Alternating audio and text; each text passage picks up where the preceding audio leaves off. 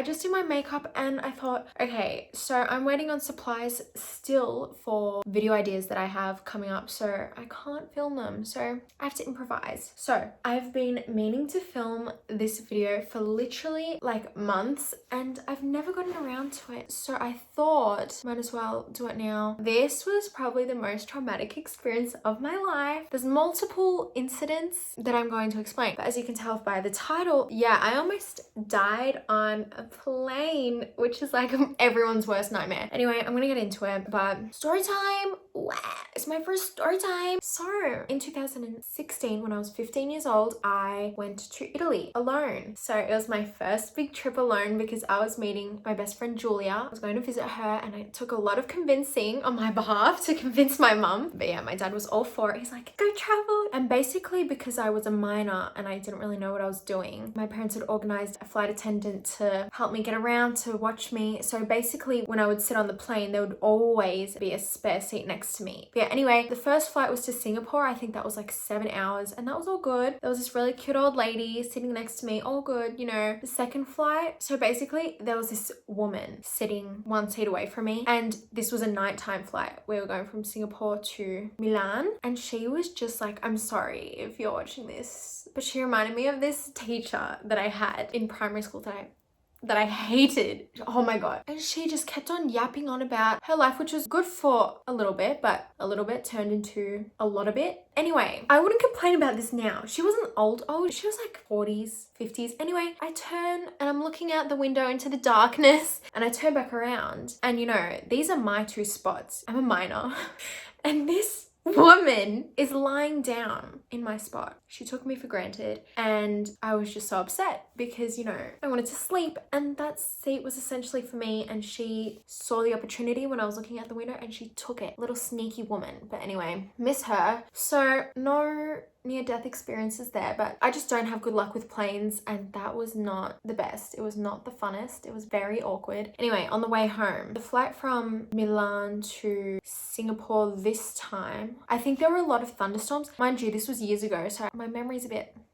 But there were thunderstorms, I'm pretty sure, on this flight. It was a night flight as well, and it's quite scary seeing lightning outside of your plane, especially when you're alone. Anyway, from the flight to Singapore to Melbourne. I don't want to offend anyone with this, and I'm not trying to be offensive. I'm just stating facts. So I was on the window seat, but this time there was no seat in between me and the other people for some reason. I don't know, maybe it was a really full plane. But anyway, I just wanted to come home, 7-hour flight. And I'm sitting down at the window and then my air hostess comes up to me. Actually, it wasn't mine, it was like a random new one. And she was like, hi, I recommend you should go to the toilet now because you're not going to be able to go to the toilet for the whole entire flight. And I was like, what? She said to me, you have two like clinically obese disabled people sitting next to you, so you are not allowed to go to the toilet. 7 hours? I don't know if I was over exaggerating, but I sat down and I'm not one to speak up at all. If someone tells me something like that in that situation, I would just kind of put up with it. But we were about to take off and I call my mom and I'm like crying.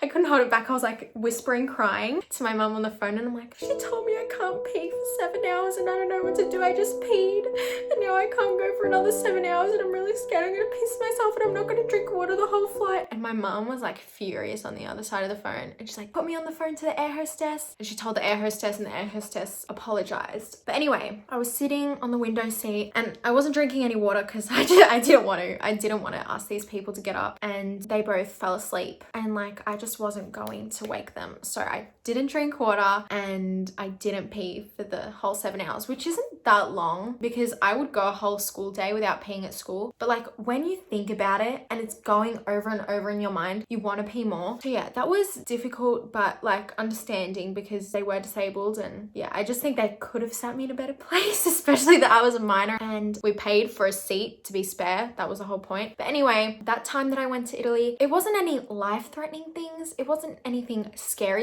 It was just like more annoying things, like just bad luck. Anyway, the second time I went to Italy in 2018 when I was 17. This time I didn't have the air hostess helping me, and my lovely father decided he would get the cheapest option with the longest stopover times. And I had 3 stopovers, which was horrific. Never doing that again. Next time I'm paying extra because it's not worth it. Anyway, and honestly, the flights there were fine. Like, I didn't have any issues for my memory. I think it was just a really long stopover. So I went from Brisbane to Dubai to Bologna. But yeah, the flight home, oh my god. So the flight from Bologna to Dubai was very turbulency. So basically that flight was very empty because the Bologna airport isn't very busy. It wasn't that scary, but still, like, not very relaxing. Anyway, okay. It's actually like, oh. Anyway, in Dubai, when we got on the plane, all was going well. I think I was seated in between 2 ladies. I don't remember where I was sitting, but I don't think I was at the window seat. Anyway, we start to take off. So basically, the plane has moved, it's gone to the runway, and it's at the end of the runway. It's getting ready, and it starts to go really fast because that's what planes do. If you've ever been on a plane, they do a run up, I guess. And then I swear on my life, oh my god, as we were about to leave the ground, oh my god, the whole plane, black. The whole plane shuts off. Like, we were about to leave the ground and go into the air, and the whole plane just turns off. Everyone's like, so basically the lights went off, the computers on the back of the chairs went off, the air conditioning went off, everything was off, the engine was off, like the whole plane failed. And I'm thinking, oh my god, if this would have happened 5-10 seconds later, like, what would have happened? So we're sitting in the plane and it's getting really hot. And usually on planes, I get really cold, but the plane was getting so hot because we were all just sitting in there in a stopped plane with its engines off, not knowing what to do. Nothing was really said. We were just staying in our seats. And then I think they made an announcement that they're having some technical difficulties, obviously, and that they needed to fix some things and just to stay seated. Like, I've never been on a more quiet plane. Everyone was so like quiet and like freaked out, and the ladies next to me were really nice because I was freaking out. Anyway, I was texting my dad in this pitch black plane because my mum is a nurse, and at the time she was on a night duty, and my dad is not the type of person to freak out ever. He's very calm, he's very rational, he never freaks out. And I was texting him, even though in Dubai, like one text is like $1. It's like more than that. It's like so expensive in Dubai if you're on data roaming. But like at this point, I didn't care. I was texting my dad, I'm like, I'm sorry, I'm using all this money, but like blah, blah, blah, this just happened. The plane just shut down. Like, we were about to take off. We were about to leave the ground. Oh my God, oh my God. I don't know if I'll be able to find the texts. I'm gonna have to go through like my old phones. But my dad was just like, I could tell he wasn't calm, but he assured me they're not gonna leave the ground if the plane isn't 100%.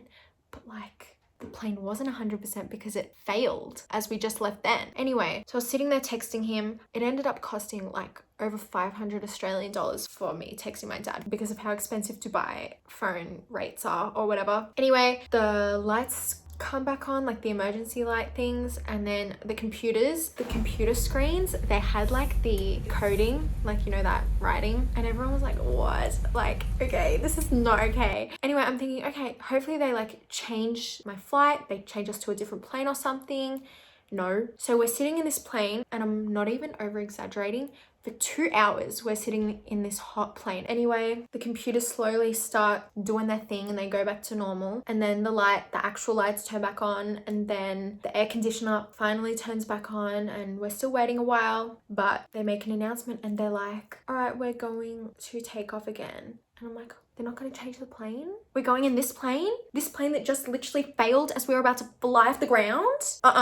I don't want to. It was one of those times where I'm like, no, I want to intervene. But I was like, oh my God, I'm like, so I said my final goodbyes. It's just like the worst feeling when you, like, I know I might be over exaggerating, but in the time it felt like I was going to die. Like, I've never been in that situation where I felt like, okay, this could be a life or death situation and there was nothing I could do about it. Like, I can't just intervene, you know what I mean? So yeah, the plane starts again, and the ladies next to me are assuring me, they were like, it's gonna be you okay? Like, I think we were like holding hands. I'm not even sure. The plane was silent. Everyone was so scared. It was like a packed plane and every single person was visibly like terrified, and we took off, but all was good. But that was like the most tense moment of my life. I think that plane ride I slept, which is good, reduced the anxiety, but like just thinking about it makes me, like that was horrible. Like that makes me not want to go on a plane again. So from Dubai, I went to Perth. Yes. And my Perth stopover was for 7 hours. Thank you, Father, once again. Never again. Anyway, lucky it was 7 hours though, because I ended up getting lost. It was a really big airport and I had to like change terminals. Like I had to catch a bus and I missed the bus. I'm like, oh my God, even though I had like 7 hours, I was like 3 hours in and I was still lost. But I ended up making it, and then I was bored in the house. Then I'm in the house bored. So finally I got on the plane from Perth to Melbourne, and like the most, okay. Oh my God. So I was sitting next to this guy and it was like a really small plane. It was like 2-seaters on each side because it was domestic. I was on the window seat and he was on the aisle seat. I don't know how long the flight is. I think like 4 hours or something. It was at nighttime, so he ended up falling asleep. And then at the end of the flight, I really needed to pee. I really had to pee. And I didn't want to wake him because he had fallen asleep. So guess what I did? I'm so stupid. So as he was sitting there asleep, I stood up and I tried to like go over him. And at the time where I was going over him, there was turbulence and I fell on his lap. I fell on this poor sleeping man's lap. I felt so bad. It was just like mortifying. Anyway, I peed, and then when I got back, he was like standing up next to the seats, like waiting for me, because like that was not about to happen again. But so awkward. And yeah, but I got home safely. Also, Julia, my friend, the first time she ever came to Australia in 2015, when she was on the plane, it was from Milan to I think Dubai or something, and someone on her plane had a brain aneurysm and like died on the plane. The first time she ever came to Australia, she was like 12. How horrifying. And they had to like stop over in Greece. That's so sad. Oh, planes just give me the heebie-jeebies, and like now I'm like forever scared, and I really want to go back like to Europe. Obviously I really want to travel. Traveling is like my passion. I've always loved traveling, but like my experiences on planes have just been the absolute worst. So if there's anything you can learn from this video, don't cross over people whilst they're sleeping. Just wake them up. 2, don't get a window seat unless it's daytime. If you want to see the view, get it in daytime. If it's a nighttime flight, do not do it, because you're going to want to pee, you're going to want to sleep, people will be sleeping and you won't be able to cross them. And if you do wake them, it's very embarrassing and like just uncomfortable to wake someone whilst they're sleeping for you to go and pee. Like, come on, be responsible, you know? And I'm so grateful to be alive. But also, I hope that nothing happens in the future with a plane ride, because that's like the worst death, I reckon. Because 1, you can't really call your family members and be like bye, because there's like no service in the air, and 2, like you can't stop it. I know you can't stop it any other time that you die, but like I don't know, there's something about falling out of the sky and not being able to do anything about it just freaks me out, especially if you're alone. Travel with people. Don't go on flights alone unless you have to. I hope you guys enjoyed this story time. Let me know if you want me to do other story times, a different video for me, but I hope you guys enjoyed. So make sure to like, make sure to subscribe, and follow me on Instagram at Leah Halton _. I love you all so much. Bye.